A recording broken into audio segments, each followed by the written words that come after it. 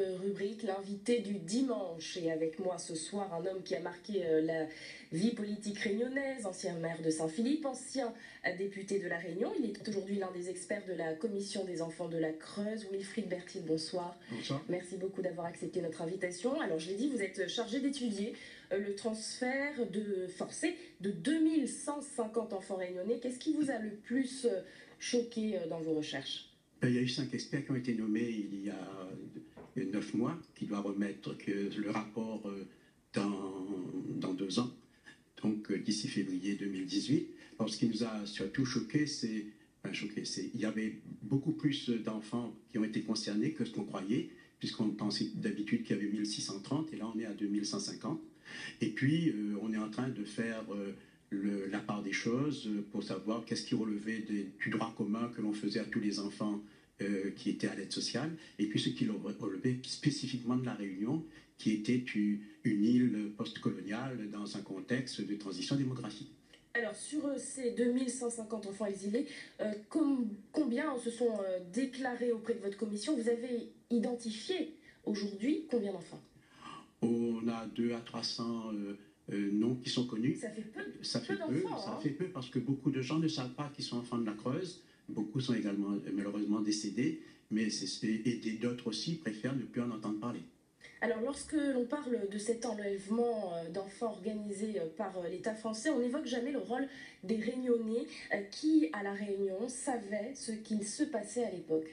C'est surtout une transplantation. Je ne pense pas qu'on puisse en parler d'enlèvement, même s'il y a eu quelques cas dont les gens ont beaucoup parlé. Mais c'était une politique qui était menée par l'État, par l'intermédiaire du département. Le département, à l'époque, était dirigé par le préfet de la Réunion, qui était l'exécutif. Les élus ne faisaient qu'approuver les dossiers présentés par le préfet, mais c'est le préfet qui mettait tout en œuvre avec son administration.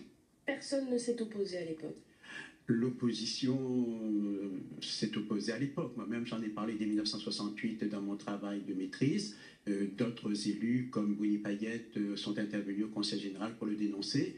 Mais comme toujours dans le domaine politique, ce que faisait la majorité était approuvé par la majorité, et ce qui était dénoncé par l'opposition n'apparaissait pas comme étant crédible. Mais vous aviez, vous, pris à l'époque la mesure de ce qu'il se passait? Je ne pense pas, non, puisque les gens décidaient dénoncer surtout le Bumidum, qui faisait partir aux 5 à 6 000 Réunionnais par an vers la métropole.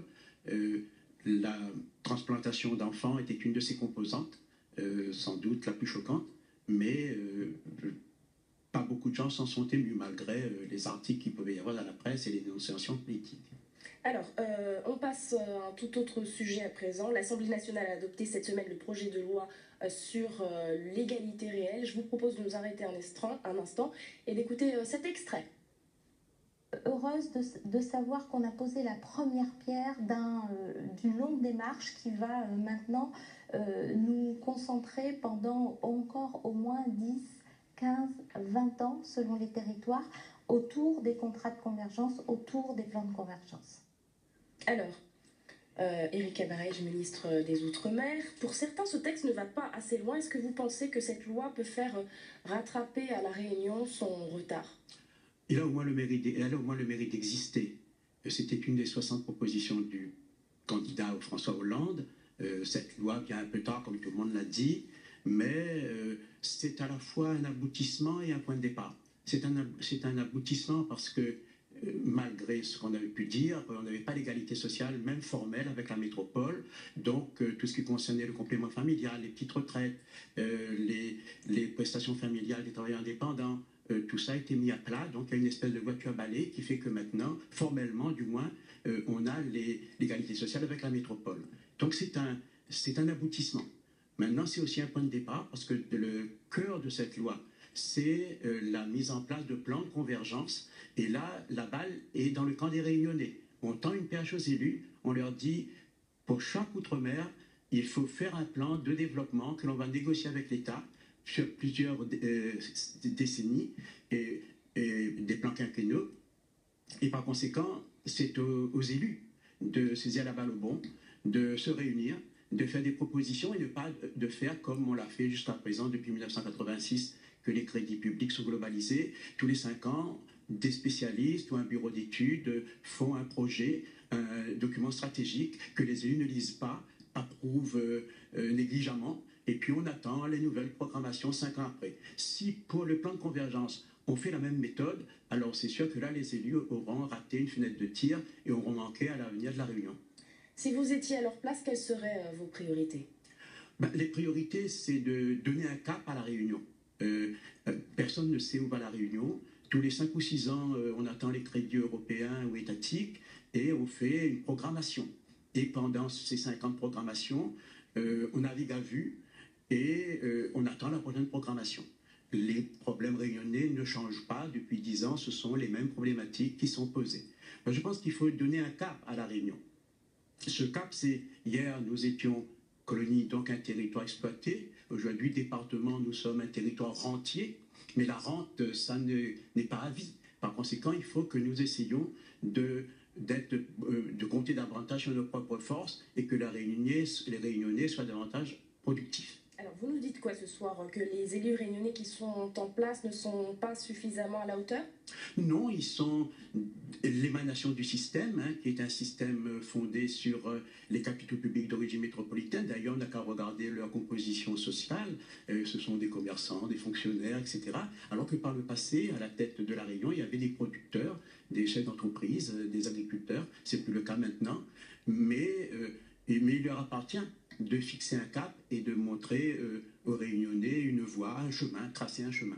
Vous dites quoi, qu'on ne fait plus aujourd'hui de la politique comme on le faisait à votre époque? Il n'y a plus de projet global. Maintenant, ce sont les égos, les personnalités qui se mettent en avant. On ne se dévoue plus pour un projet collectif. Par conséquent, je crois qu'il faut retrouver le sens du collectif. Mais est-ce qu'il y a un élu qui se détache, qui trouve grâce à vos yeux? Tous les élus font ce qu'ils peuvent. On ne peut pas demander... chacun fait ce qu'il peut. Il y a des gens qui essayent de faire de la politique autrement. Je pense notamment au maire de la Possession. Son expérience est sympathique. C'est la seule? C'est la seule Vanessa Miranville à faire de la politique autrement? Peut-être l'arbre qui cache la forêt, mais en tout cas, c'est celle qu'on voit le mieux. Et alors, comment trouvez-vous le PS local à l'heure actuelle? Divisé?